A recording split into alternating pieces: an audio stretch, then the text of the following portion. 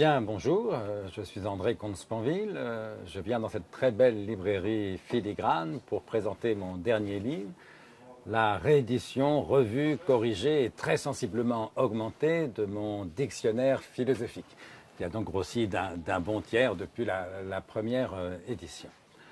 Alors mon coup de cœur, puisqu'il fallait choisir un livre, eh bien j'ai choisi les essais de Montaigne.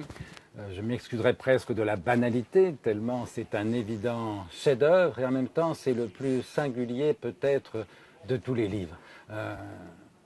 Montaigne a inventé un genre, le genre de l'essai. Ça n'existait pas avant Montaigne.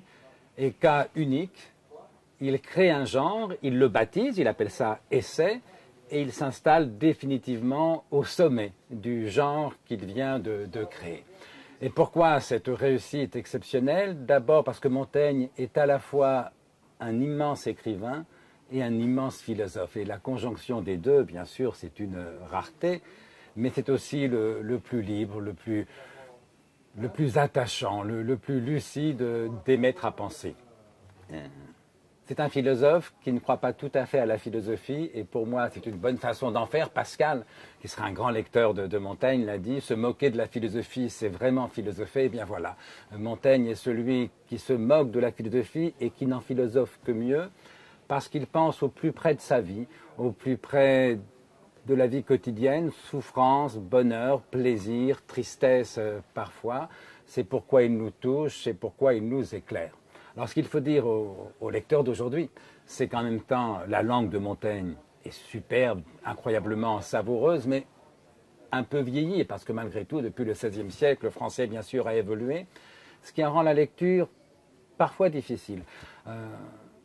Je ne conseille pas de prendre une traduction en français moderne, parce qu'on perd beaucoup, justement, de cette saveur incomparable de la langue de Montaigne. En revanche, il faut impérativement, à mon avis, choisir une édition où l'orthographe est modernisée, pour ne pas rajouter une difficulté de plus. Par exemple, c'est le cas dans la collection L'Intégrale au Seuil, mais il y en a d'autres. Et puis, dernier conseil que je donnerais, commencer par le livre 3 des essais, parce que Montaigne, les essais, il y a 3 livres successifs. Le premier livre, Montaigne débute, il invente un genre, mais comme il invente, il n'est pas encore en pleine maîtrise de ses moyens.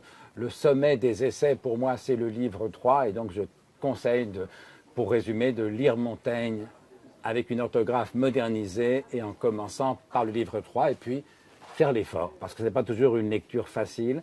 Il faut faire un certain effort pour entrer dans les essais, mais croyez-moi, le jeu, le plaisir en vaut la peine.